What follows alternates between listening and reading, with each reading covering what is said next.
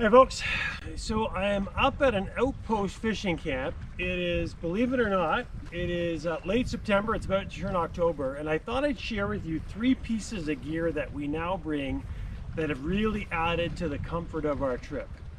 And in particular, these are important because we're at an outpost camp where there is no running water, there is no power, there's no generator, there's nothing. So in no particular order, the first one is this. This is my Dakota Lithium Power Box 10. So I've got a 10 amp Dakota Lithium battery in there, the same one you would put on a traditional fish finder.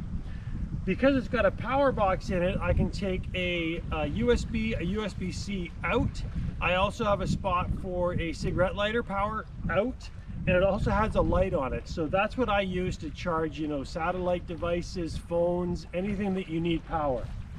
Now, what I've coupled it with though is the Dakota Lithium flexible solar array.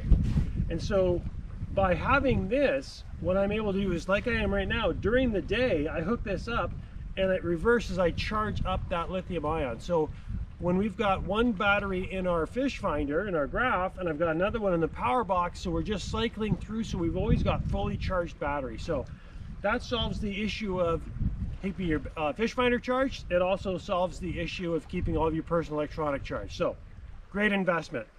Second one may surprise you. Little small camping fan.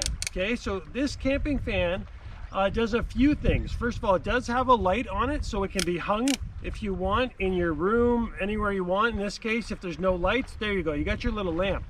But where the fan comes in super handy is a few things. One, if it's in the summer and you've got a hot cabin, awesome way to cool the cabin down by sticking it in a window. If the bugs are out and you're looking to get those mosquitoes away from your head flying, put this on a low setting near your head.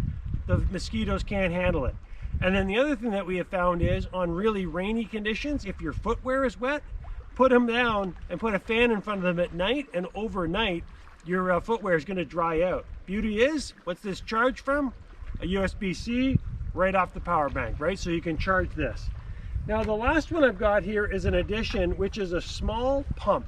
Okay, now I've done a review on an actual base camp unit that produces the hot water. It's got a little tap on it, and it was great. But it was heavy, and the truth is my battery pooched on it, my fault. So what I got this time was something different. This is just a little submersible pump. Okay, it charges, again, by USB. Okay, 30 to 60 minute run time. So stick it in a bucket of water, stick it in the lake. In our case, bucket of water, we heated some water up on the stove, and then turn it on.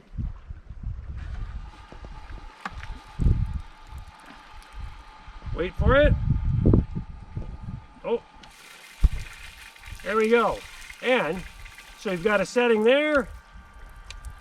So you can shower it this way, you can shower it this way, you can shower it this way. And again, because it charges off of a USB, we're set to go.